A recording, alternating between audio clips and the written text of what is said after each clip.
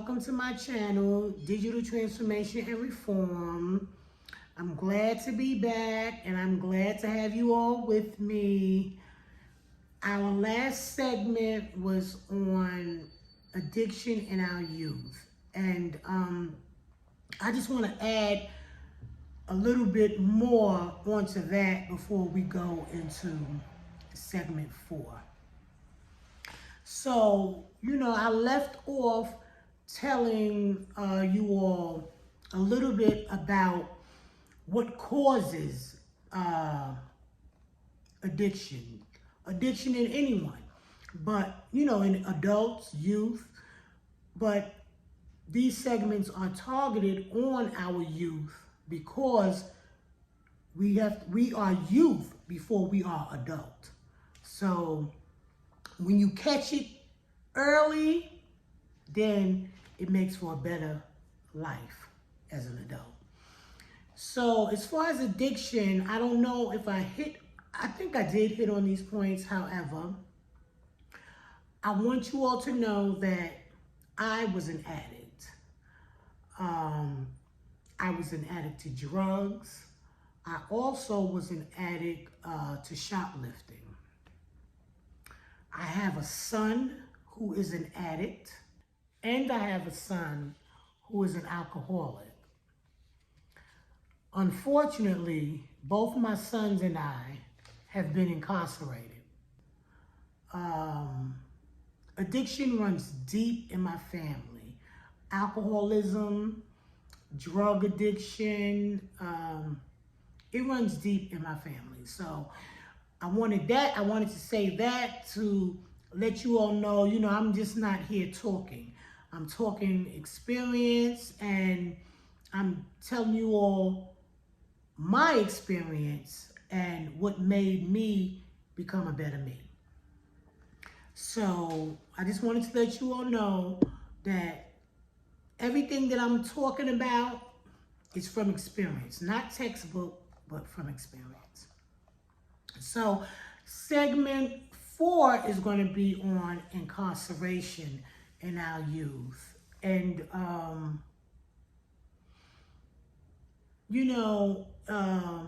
I guess the older I get, or times are changing, but you're seeing more and more of our children end up in the system.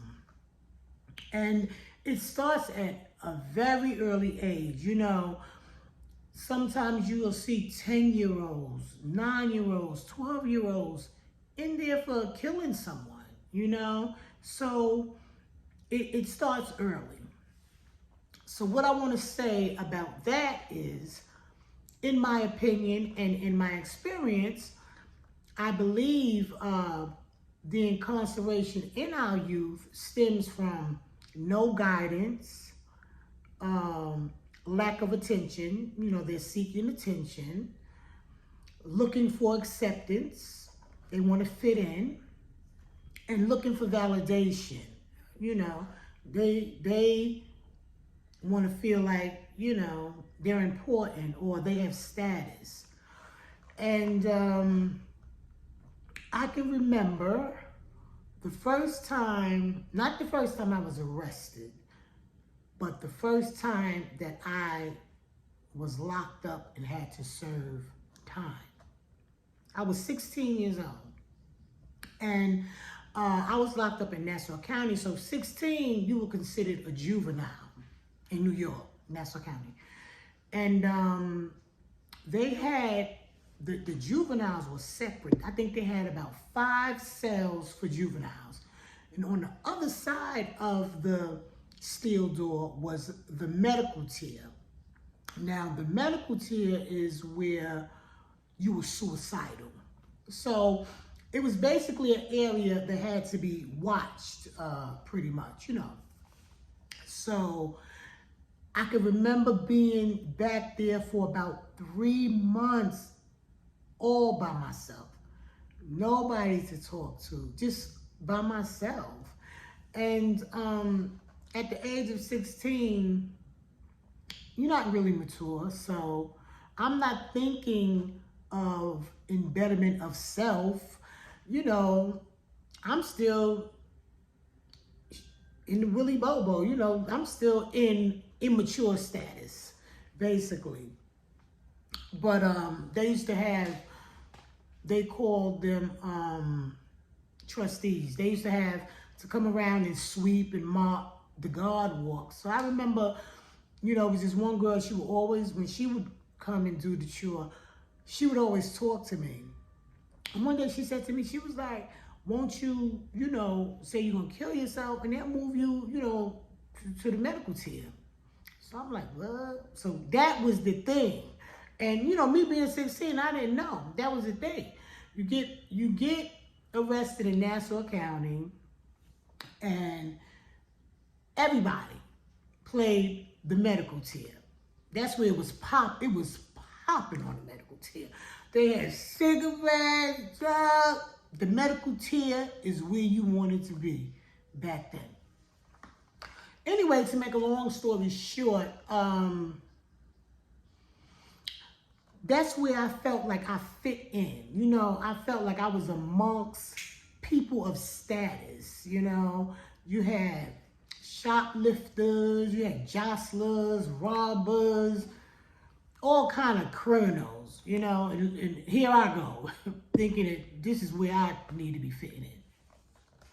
But looking back, it comes from the things that I said. And each one of those things applied to me.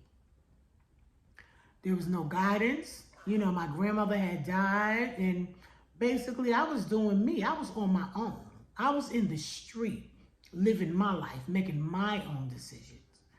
You know, and I felt, you know, I felt deep down inside, I felt alone. You know, when the lights go out, and it's time to go home, everybody wants a home to go to and a bed to lay in, you know?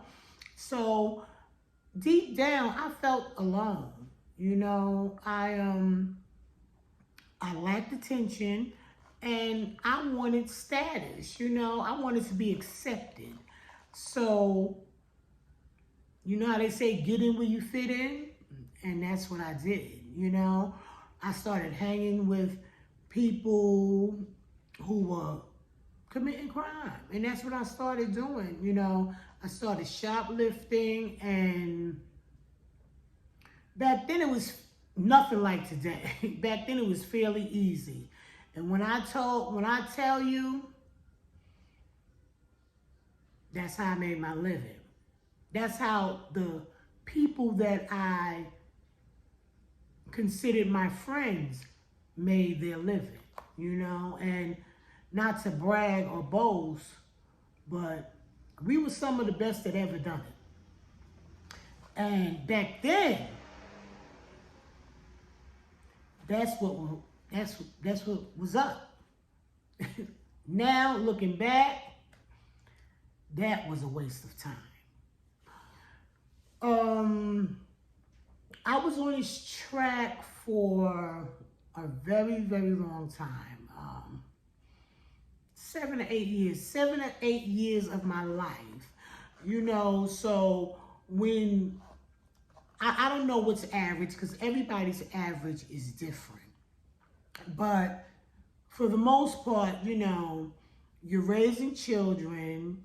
You would like to raise your children in a two-parent household, but unfortunately, that is not the case all the time. So you're raising your children. In New York, I think you could get your working papers at the age of 13 or 14. So a lot of the kids had summer school jobs. You know, that's what the majority of the kids did. Get their working papers, have this summer youth job, make their little money, get ready to go back to school. Me, on the other hand, you know, I didn't have guidance to say, Chandra, this is what you need to be doing. I didn't have discipline. I didn't have structure, you know. So at 14, I'd rather be in the store. I'd rather be making my own decisions. basically.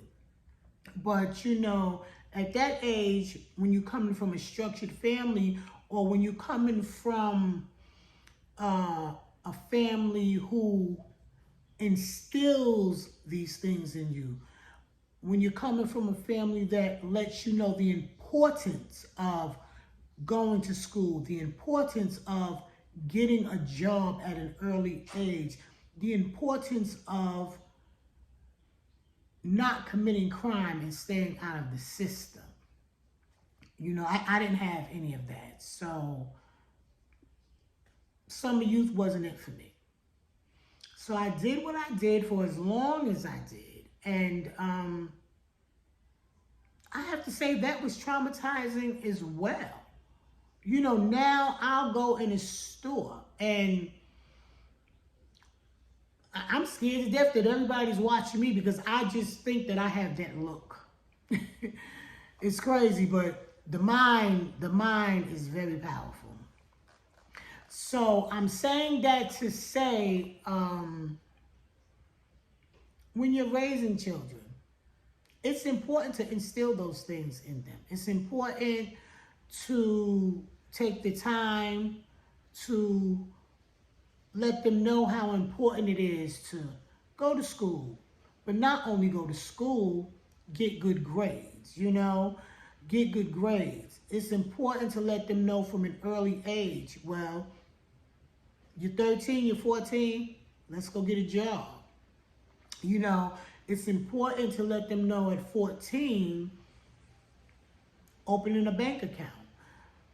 You know, I'm not the best money manager. I'm not even going to try to hold y'all up. However, those are the ages where you should teach that's where you lay the foundation. That's where the foundation is laid. I have several friends younger than I who are retired. And that's because they started early and you get to finish first, you know? So those things are very, very important. Instill in your children, you know, not to commit crime. Because when you commit crime, I don't care if you get away 49 times. It's just that one time, that 50th time, you get caught, then you've opened a whole another door for you. You've opened a criminal record. Just like those good grades follow you, that criminal record follows you as well. It hinders you from getting decent jobs. It hinders you from getting, in some instances, it hinders you from getting a job at all. You know, it messes you up all around. So the importance of instilling, you know, structure, boundaries, and that's very important. Boundaries, you know. It's important to instill this at young, when they're youth, because if not, you know, you leave them to their own devices, you know, and then you know, because we've all been children. And what do we do most when we're children? Think that we're grown, right? So now you have this child with no guidance. They're already looking to be loved, no acceptance. They're just there, you know? But I'm going to make my own decisions. I think I'm grown. I'm going to do it my way. And that is the way that 9 times out of 10 leads you to a dead end. You know, so that was me. That was me. Addicted to drugs, addicted to shoplifting, addicted to the criminal way, I want to say. And even though I did have some jobs, you know, they weren't good jobs. When I was growing up, I wanted to be a lawyer. Even to this day, that kind of stuff fascinates me. Law and Order, Chicago PD, stuff like that. It fascinates me.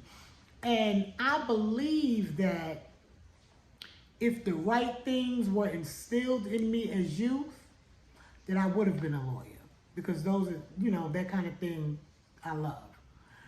But I guess that wasn't God's plan for me. Because even with the good and the bad, I believe that everything happens for a reason. So with that being said, take the time. Take the time when they're young. Take the time when they're still babies to talk to them about getting a job as soon as they become a teenager. Talk to them about the importance of opening up a bank account, the importance of credit, the importance of not committing crimes, just the things that are going to allow them to become successful adults. It's just important. And I messed up. My 2 oldest sons, I messed up. And I'm going to say I messed up. However, it could be worse. It could be worse, I don't have the worst sons, but they could have made better choices. That's what I'm going to say. But as a people, they are good people. And for my daughters, those are the ones that, well, I'm not going to say those were the ones. Those are the ones that allow me to just dig in. I have a 19-year-old daughter, a 14-year-old daughter, and an 8-year-old daughter. And I'm a part of their everyday life, and I'm just watching them blossom into young ladies. Even like my 19-year-old. She has her little struggles. She's a teenager, and she's growing into her womanhood. But I wouldn't trade her. I wouldn't trade any of my daughters, any of my kids for anything in the world. But when people look at my children, especially my daughters, I always get, Chandra, you doing a real good job. And that makes me feel good. You know why? Not because I feel that I'm doing a good job, but because I feel that with the hand that I was dealt with, I'm giving them all that I can. And that makes me feel good because they didn't ask to come, So it's important. It's important to pour more into your children when they're coming up. That's their time. That's their time to develop, and that's your time to make sure that they develop in a productive way. Please like and subscribe, and I'll see you guys next Friday. Thanks for listening.